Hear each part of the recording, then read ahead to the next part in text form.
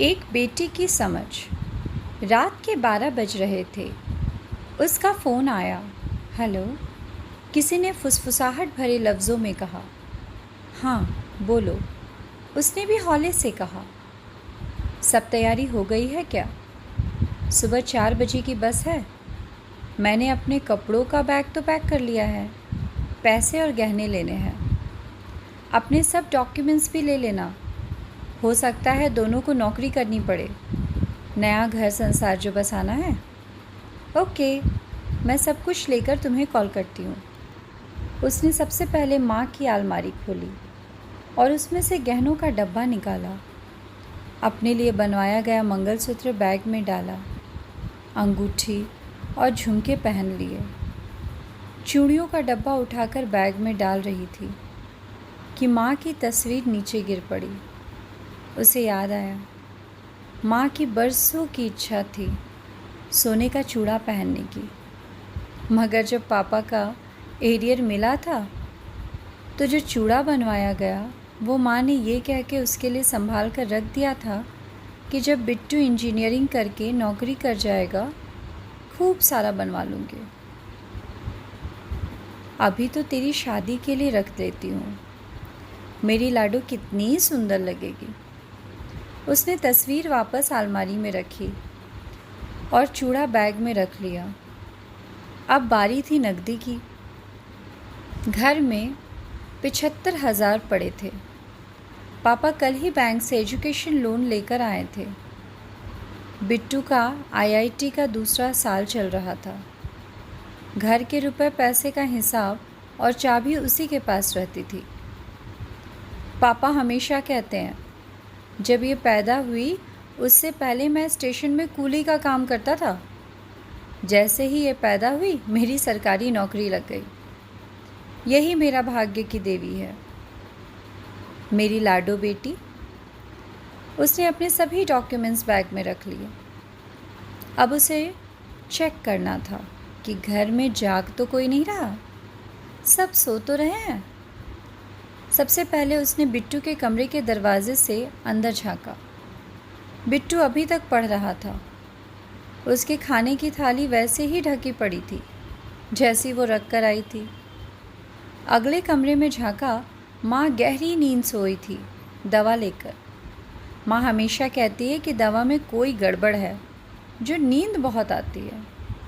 ये मुई शुगर भी बहुत बुरी बीमारी है, लगकर ख़त्म ही नहीं होती। दरवाजे की झिर्री से पापा दिखाई दे रहे थे। वो अपनी वर्किंग टेबल पर बैठे व्यापारियों का बही खाता तैयार कर रहे थे। अभी कुछ दिन पहले ही उन्होंने ये नया काम ढूंढा था। पापा कहते हैं कॉमर्स पढ़ा हूँ, बही खाते भूलने लगा हूँ। चलो, इससे भूलूंगा भी नहीं और एक्स्ट्रा इनकम भी हो जाएगी। सब अपने काम में व्यस्त थे। वो अपने कमरे में आई और उसे फ़ोन लगाया। सब रास्ते साफ़ हैं, सब अपने काम में लगे हैं। मैं चुपचाप घर से बाहर निकलूँगी, उससे पहले फ़ोन करके बता दूँगी। अच्छा, तुमने गहने और पैसे ले लिए ना? हाँ, ले लिए। तुम बार बार गहने और पैसों का क्यों पूछ रहे हो? मैंने कहा ना ले लिए। अरे बाबू, वो इसलिए कि नया घर संसार बसाना है।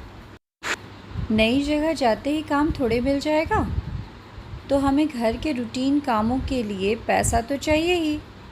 मेरा मोबाइल भी बहुत पुराना है, मुझे नया मोबाइल भी लेना है। और फिर मैं कोई ना कोई नौकरी पकड़ लूँगा जिससे हम आराम से ज़िंदगी गुजारेंगे। सुनो, एक बात पूछूं? क्या तुम में इतनी हिम्मत नहीं कि तुम मुझे कमा कर अपने पैसे से रख सको, खाना खिला सको?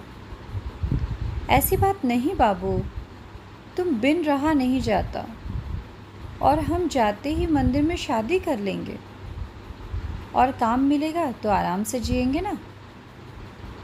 सुनो, तुम एक काम करो, अभी भागने का प्लान कैंसिल करते हैं।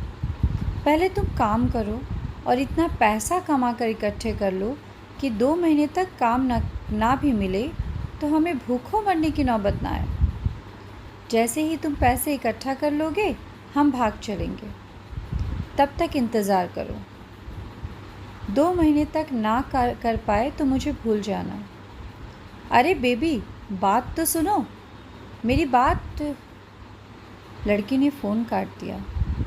वो अपने पिता के कमरे में झांक आई। वो अभी भी वही खाता कर रहे थे।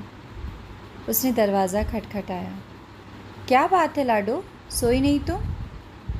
पापा, एक बात कहनी है। कहो लाडो। पापा, जब तक बिट्टू की पढ़ाई पूरी ना हो, मैं नौकरी करना चाहती हूँ।